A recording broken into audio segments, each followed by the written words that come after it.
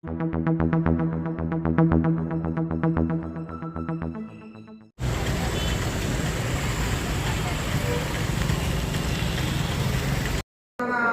నాయకులు కమిట్మెంట్ అయిపోయి ఒక్కొక్క ప్లాట్ వచ్చి 2 లక్షలు ఇంకా 3 లక్షల వరకు అమ్ముకుంటున్నారు కదా మేడం. అవి అంటే అది రెవెన్యూ డిపార్ట్మెంట్ చెప్తాం మేడం. అది కమిషన్ లేదా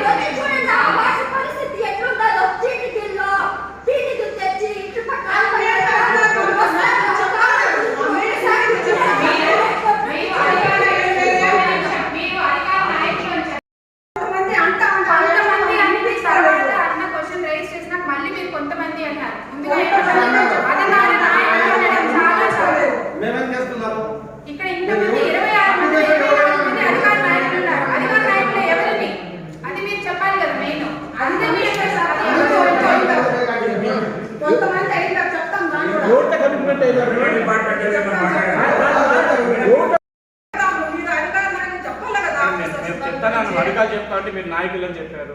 నాయకులు మీరు చెప్తా ఉన్నారు, కొందరు నాయకులు అన్నారు. మీరు క్వశ్చన్ మా డిపార్ట్మెంట్ అడిగారు, నేను చెప్తాను, మేము ఆన్సర్ చెప్తా ఉన్నాం. మీరు తగ్గ నాయకులు కొంతమంది నాయకులు అన్నారు. మేము చెప్తానే ఉన్నాం, నేను చెప్తానే ఉన్నాం. మీ క్వశ్చన్ మీకు ఆన్సర్ ఇస్తూనే ఉన్నాం. మీరు క్వశ్చన్ చెప్తున్నారు, మళ్ళీ నాయకులు మీరు చెప్తున్నారు. కొందరు నాయకులు అంటున్నారు. మీ దృష్టికి వచ్చి నా పట్టాలు ఏమన్నా ఉంటే ఆ 2 పట్టాలు క్యాన్సిల్ చేస్తాం. అప్పుడు మాట్లాడాలి. ఇంకొకటి ఏమంటే ఆ విభాగానికి సంబంధించిన వాళ్ళు సంతకం పెట్టేటప్పుడు అక్కడ ఏం రాస్తుందనేది వాళ్ళు చూసుకోరా. ఇంకొకటి ఏమంటే వాళ్ళు చూసుకోకుండా గుట్టిగా సంతకం పెట్టేది కాకుండా సభ్యులంతా కూడా గుట్టిగా అట్లే ఉండిపోతారనేది వాళ్ళకు అదే అంత ఇదా. అదేమి వాళ్ళ అభిప్రాయం ఏమి, వీళ్ళు గుట్టిగా ఉంటారులే, ఏం చూసుకోరులే, వాళ్ళకి ఏం తెలియదులే, మనం సంతకం పెట్టేద్దామని పెట్టేసినట్ల వాళ్ళు గుట్టి వాళ్ళం, మేము గుట్టి వాళ్ళం, మాకు అర్థం కావడం లేదు. ఇంకొకటి ఏమంటే మేడం గారు ఏం చెప్తున్నారు, లేదు సర్వే చేయగలుగుతారు. ఇందులో క్లియర్గా రాసింది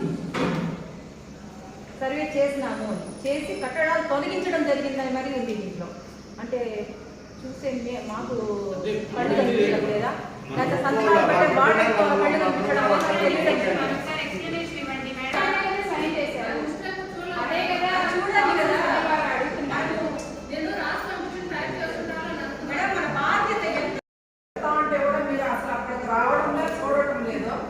చూసాం మేడం.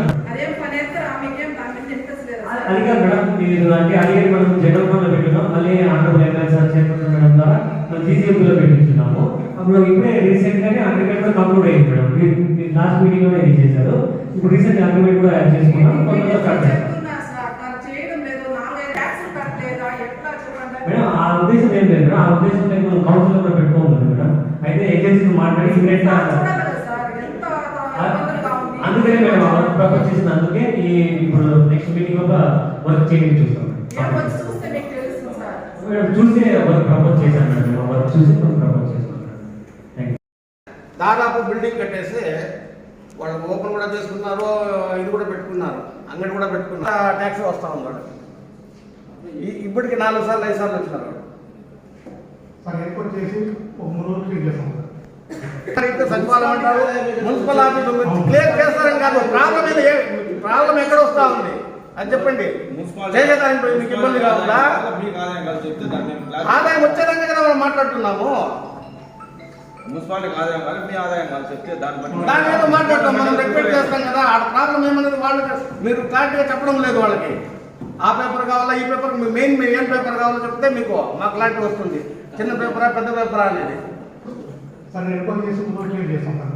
అది వచ్చి దాదాపు ఇక్కడ ఇప్పటి నుంచి కాదు, దాదాపు ఏమంటే వాళ్ళ ప్రాపర్టీ మీరు కొన్నట్టు మీరు తన డాక్యుమెంట్స్ చూస్తే ట్యాక్స్ చేసాం.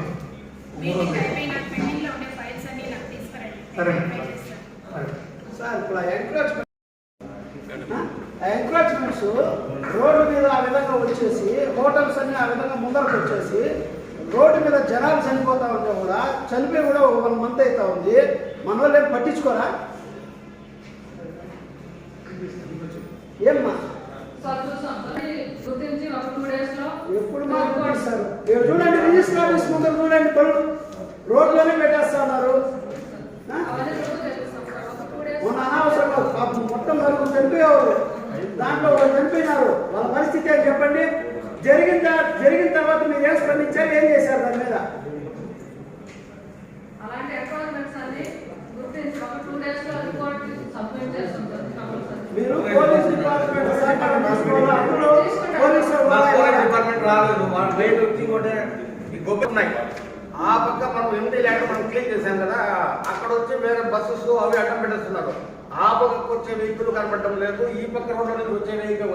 ఒక్క నెలలో దాదాపు 8 యాక్సిడెంట్లు జరిగినాయి ఆ టర్నింగ్ లో మాత్రమే. ఇప్పుడు ఒక సెకండ్ అమ్మా, మార్పించాయి. కుమరన్ హోటల్ ఉంది తెలుసా? అక్కడ నుంచి చేయండి, ఫారెస్ట్ ఆఫీస్ వాళ్ళకి చేయండి. ఎంక్రాచ్మెంట్స్ అన్ని తీయేస్తే యాక్సిడెంట్లు జరగవు కదా. ఆటోలు పొడుగునా పెట్టుకుంటా ఉన్నారు, అక్కడ బస్సులు పోవడానికి లేదు. మీరు వచ్చి ఉండాలి కాదమ్మా. 2 months నుంచి ఏం చేశారమ్మా? మేమైతే మాస్టర్ ప్లాన్ అనుకుంటున్నాం సార్. మాస్టర్ ప్లాన్ రేస్తున్నాము. మీరు ఇచ్చిన రిపోర్ట్ ప్రకారం మేము 3 days లో రిపోర్ట్ చేస్తాం సార్. పోలీసు కూడా కాస్త చెప్పి పోలీస్ సపోర్ట్ తీసుకొని ఆ పెద్ద బళ్ళు హైవే ఉంది కదా, పెద్ద బళ్ళు అట్లా పంపించచ్చు కదా. మార్నింగ్ 7 నుంచి ఈవినింగ్ 7 వరకు పెద్ద బళ్ళు రోడ్డు మీద రాకుండా డైవర్ట్ చేయొచ్చు కదా. అక్కడ కానిస్టేబుల్స్ అక్కడ ఫ్లైఓవర్స్ దగ్గర 2 తావలు పెట్టి. వెహికల్స్ వస్తాయి సార్, లోడ్స్ వేసుకున్న వెహికల్స్ వస్తాయి. కొన్ని ఊళ్ళో అయితే ఏమవుతుందంటే రాత్రి 7 o'clock నుంచి మార్నింగ్ 7 o'clock వరకు వాళ్ళు అలౌ చేస్తారు. ఇక్కడ పరిస్థితి అంటే వాళ్ళు వచ్చినప్పుడు నేరుగా వచ్చేస్తాడు బజార్లో, ఈ పక్క టీకే స్ట్రీట్ అన్ని వీధుల్లో పెట్టేసుకొని వాళ్ళు గంటల తరబడి అన్లోడ్ చేసుకుంటారు. అన్నింటికి ట్రాఫిక్ జామ్ ఉంటుంది. దీనిపై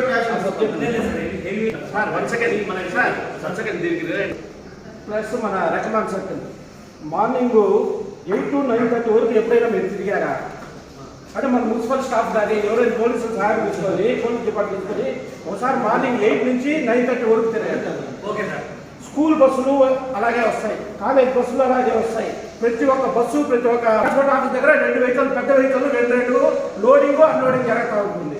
బస్సు పాస్ అయ్యాక వాళ్ళు మొన్నైతే చూసి అక్కడ దిగి వాళ్ళని అరిచి ముద్ర ఎంత ట్రాఫిక్ జరిగింది తెలుసా? ఇక్కడ నుంచి జోడివేరి సర్కిల్ నుంచి సుమారు LIC బిల్డింగ్ ఉంది, అక్కడ మీటింగ్లో ఇక్కడ రాలేదు. చాలా పెద్ద ఇష్యూ ఇది. ఒకసారి మార్నింగ్ 8 నుంచి 9:30 వరకు ఏ ఒక్క పెద్ద వెహికల్ లేదా మన మున్సిపల్ స్టాఫ్నే పెట్టండి, పోలీసు స్టాఫ్ లేదా వదిలేసేది. మున్సిపల్ స్టాఫ్ పెట్టేసి పెట్రోల్ పంప్ దగ్గర అక్కడ ఆపేసేయండి, రెకమాండ్ సర్కిల్ అక్కడ పెట్టి వెహికల్ వచ్చేది ఈ రెండు నో ఇంటర్మీడియట్ స్కూల్ వరకు మా ఇల్లు మాకు